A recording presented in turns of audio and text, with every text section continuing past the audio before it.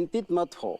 इस मंदिर की स्थापना से धर्म की शक्ति बढ़ेगी और अधर्म दुर्बल होगा। कुछ ही क्षण में सूर्य उदय होगा और सूरज के पहली किरण के साथ मंदिर की स्थापना करके तुम दोनों प्रस्थान करोगे। जो आज्ञा ऋषिवर। जो आज्ञा ऋषिवर।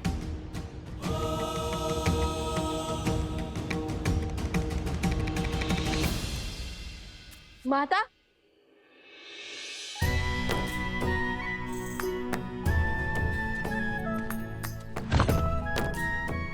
जानती है माता, देवी फल्गु ने हमें आपका मंदिर बनाने का आदेश दिया है।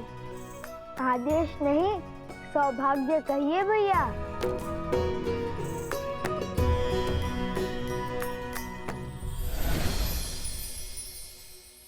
देखिए माता, महाराज जनक का तुनीर उन्होंने उपहार में दिया है हमें।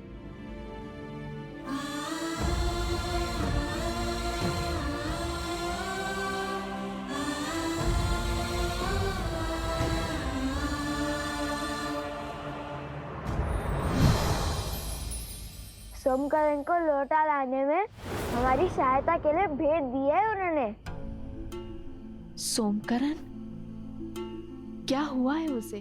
माता, मकरासुर का एक असुर सैनिक उसे उठा ले गया।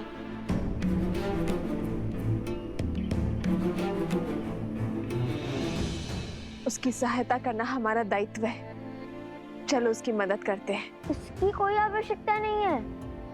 मेरा मतलब है कि ऋषि असुर ने पहले मंदिर बनाने और फिर भोर की पहली किरण के साथ सोमकरण को खोजने का आदेश दिया है, जिससे धर्म की शक्ति बढ़ेगी और अधर्म दुर्बल होगा।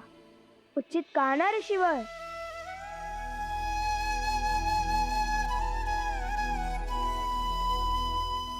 ऋषिवर सोमकरण। चिंतित ना हो देवी, लवकुश सोमकरण को अवश्य खोज लाएंगे, किंतु देवी फल्गु की इच्छा पूरी किए बिना उनका यहाँ से प्रस्थान अनुचित होगा। जैसी देवी फल्गु की इच्छा। आप विश्वास रखिए माता, कल भोर तक आपका मंदिर भी बन जाएगा और हम सोमकरण को लाने के लिए निकल चुके होंगे। कुछ नहीं होने देंगे हम सोमकरण को। वही तो है जो मेरी हर कथा पर 100% विश्वास करता है। ना कोई प्रश्न पूछता है और ना कोई उत्तर चाहता है। अपने परम मित्र को प्राण देकर भी बचाऊंगा मैं। अब मंदिर निर्माण करते हैं, तो ये कथा भी तो सोमकरण को सुनानी होगी ना।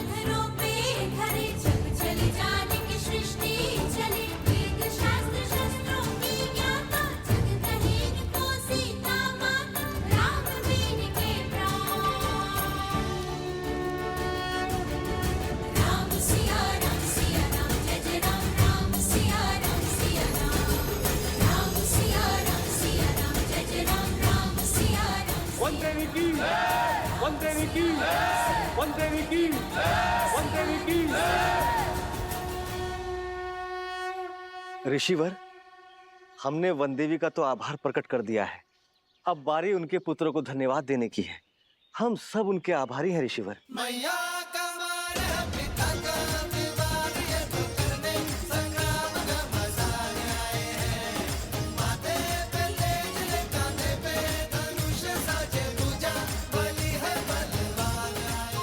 देख रहे हो भैया, पहले तुनीर, अब ये सीधा मंदिर। माता ने क्या कहा था कि धर्म के पथ पर धूप भी होती है और छांव भी। समझ गया।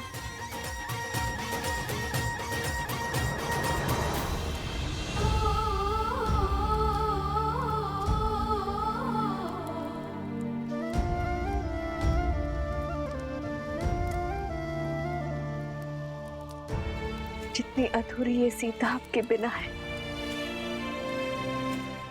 उतना ही अधूरा ये मंदिर आपके बिना है श्री राम।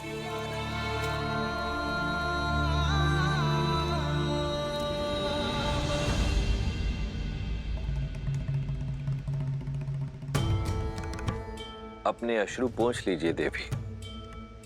जब किसी महापुरुष या महान आत्मा के हृदय में कोई इच्छा जागृत होती है तो न केवल उसके अपने सत्कर्म अपितु उसके अपनों के सत्कर्म भी मिलकर उस इच्छा को पूर्ण करने में एकजुट हो जाते हैं। अर्थात देवी सीता की इच्छा पूरी होगी? क्यों नहीं देवी। आने वाले समय में फाल्गु नदी एक तीर्थ स्थल के रूप में पहचानी जाएगी, जहां श्रद्धालु संसार भर से आएंगे और कुछ ही वर्षों पश्चात वन देवी के इस मंदिर में श्री राम की एक मूर्ति स्थापित होगी और फाल्गु में जिस स्थान पर देवी सीता ने तप किया था वो सीता कुंड के नाम से विख्यात होगा। यहां आने से पापियों के पाप धुल जाएंगे और वो पवित्र होकर वैसे ही चमकेंगे जैसे तप करके देवी सीता ने फाल्गु को चमका दिया। किंतु लवकुश का क्या? अभी तो एक विपदा से बाहर निकले थे, फिर दूसरी की ओर चल पड़े हैं। देवी, मैंने आपसे पहले भी निवेदन किया था कि ऐसी परिस्थितियों में हमें धैर्य रखना चाहिए। रही बात सिया राम के पुत्रों की रक्षा की, तो उनकी रक्षा हेतु पहले स्वयं राजा जनक पधारे थे। अब देखते हैं कि ये कथा कौन सा नया मोड़ लेती है।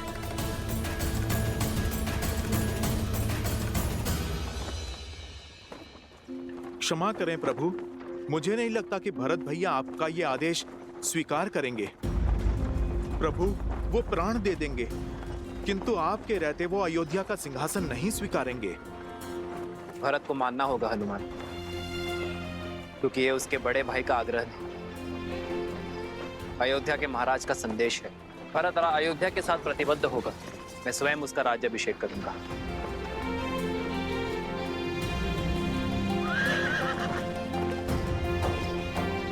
रथ क्यों रोका सारथी?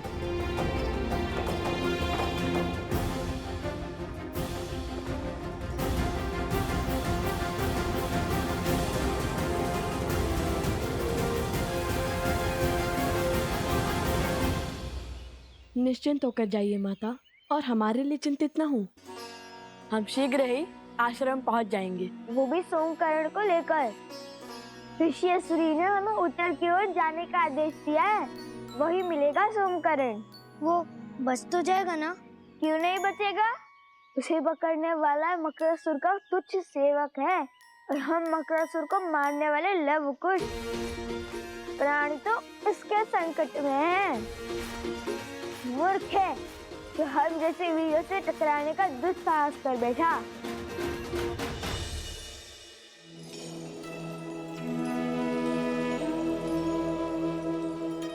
अपना ख्याल रखना। जी माता।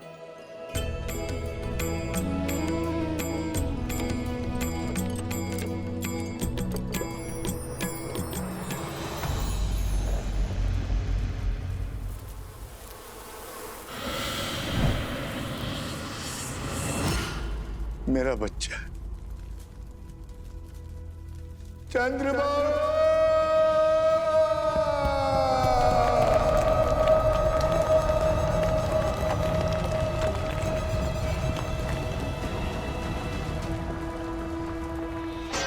चंद्रबाबू, चंद्रबाबू, मेरे पुत्र।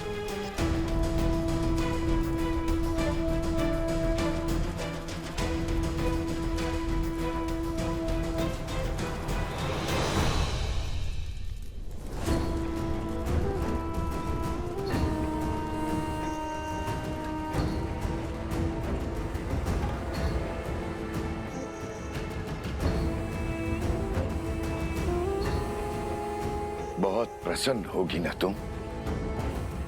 प्रसन्न होगी ना अपने पति को छलकर, अपने पत्नी धर्म से विमुख होगा। अरे जिसके प्राण ले लिए उसके लिए विलाप का स्वांग क्यों? तुमने मारा है मेरे पुत्र को, तुमने। हाँ हाँ हाँ, मैंने मारा है उन्हें, मैं हूं दोषी। मैंने ही उन्हें आंख बंद करके अपने पिता का अनुसरण करने दिया, कभी उन्हें धर्म का मूल्य नहीं समझाया, न्याय और सत्य का दर्पण नहीं दिखाया। हाँ, मैंने मारा है उन्हें। बस, जिस अधर्म की तुम दुहाई दे रही हो, देखती जाओ कैसे मेरे पुत्र की बलि धर्म और अधर्म के इस युद्ध में राक्षसों की ओर से अंतिम बलिदान होगी। मूर्ख मत बनिए, अपमान नहीं कर रही हूँ, आपको सत्य बता रही हूँ। आप चाहे कुछ भी कर लें, आपका पुत्र वापस लौट के नहीं आने वाला, और उनकी आत्मा को आपके झूठे धर्म की हार, धर्म की जीत से कोई अंतर नहीं पड़ता।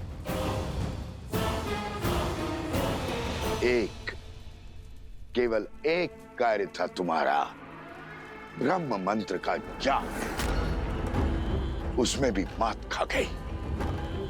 इतनी सरलता से शत्रु के बहकावे में आ गई, अपना धर्म भूल उनके धर्म का गुणगान करने लगी। जो स्वयं शस्त्र नहीं उठा पाते, वो सदा नारी को अपनी ढाल बनाते हैं। लोग अपवाद और शंका से नारी का चरित्र मलिन करते हैं। आज मैं पद्मा अपने संचित सभी पुण्यों के बदले आपको श्राप देती हूँ कि जिस नारी को आप खिलौना समझते हैं, वही आपका अंत करेगी।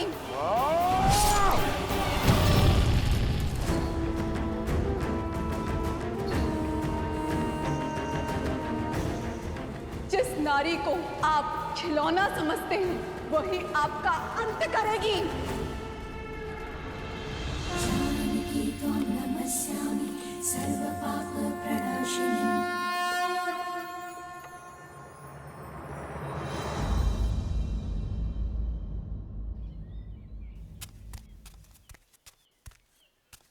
कुश कुश, चाल में शीघ्रता लाओ कुश, हमारे पास इतना भी समय नहीं है। भैया वो देखिए आम। काम के बारे में सोचो कुश, काम के बारे में सोचो। सोम किस अवस्था में होगा, भूखा होगा, उसे पीड़ा में छोड़ हम भोजन कैसे कर सकते हैं? चलो चलो।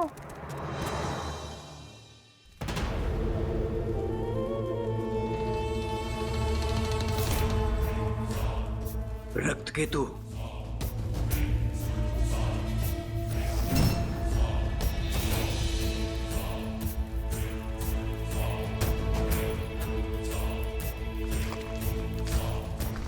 मत मारो मुझे, छोड़ दो।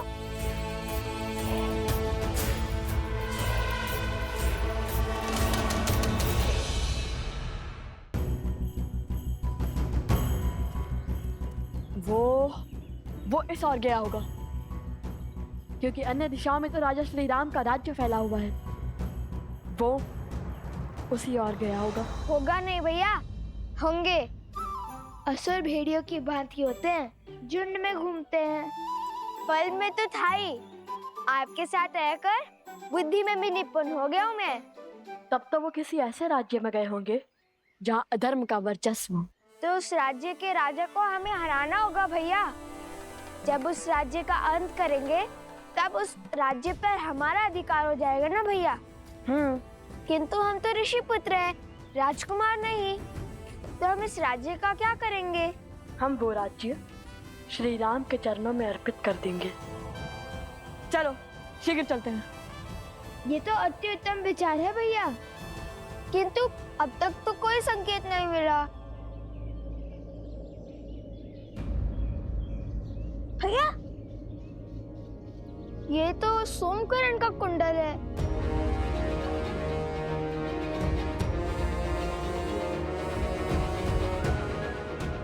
अर्थात वो उसे इसी ओर ले गए होंगे। सचेत रहो। भैया, श्री राम के चरणों में राज्य रखने से पहले ही हमें संकेत मिल गया। चलो अब हम केवल श्री राम की बातें ही करेंगे।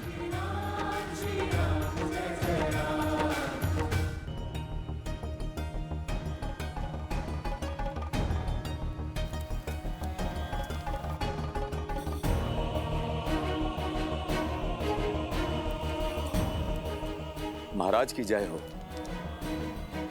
ये यज्ञ कैसा आ रहे सुमंत? आपके भाई पितृ यज्ञ कर रहे हैं श्री राम।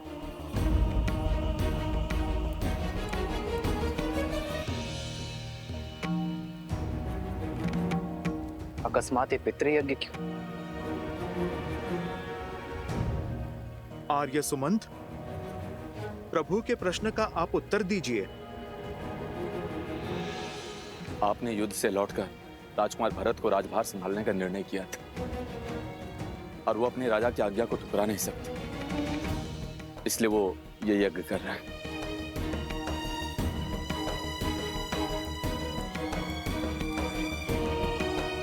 पितृ यज्ञ से प्रभु का राजकाज छोड़ने का क्या अर्थ है?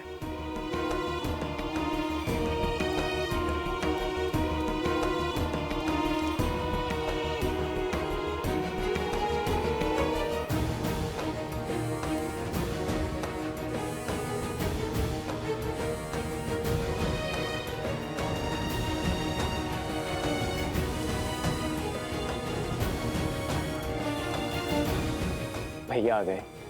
अंतिम आहुति आरंभ कीजिए गुरुदेव।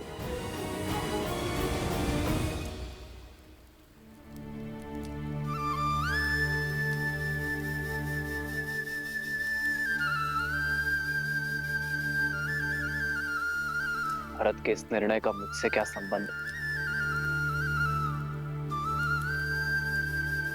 जानता हूं मैं।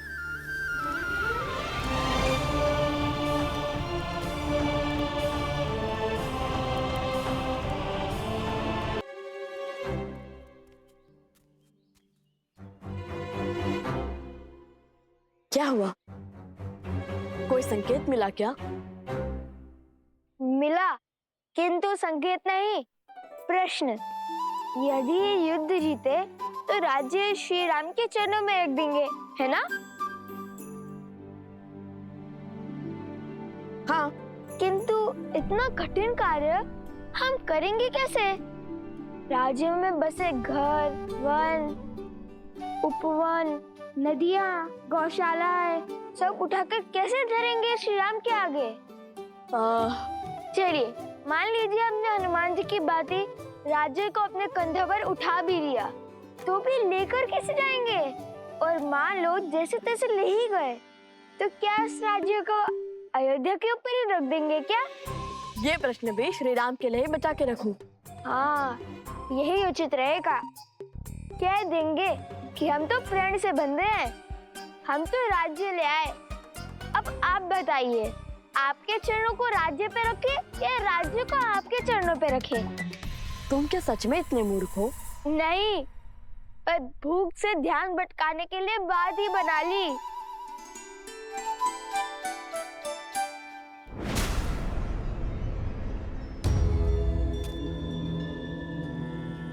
देख रहे हो सोमकरण का दूसरा कुंडल? अवश्य ही उसने हमें मार्ग दिखाने के लिए फेंका है।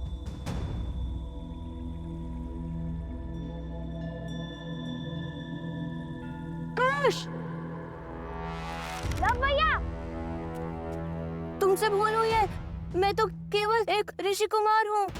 भयभीत क्यों होते हो? ना मैं तुम्हें मारूंगा, ना खाऊंगा। तुम मनुष्य को खाते हो? एक बार मेरी ओर देखो तो सही, जान जाओगे कि मैं क्या क्या खाता हूँ और क्या क्या करता हूँ।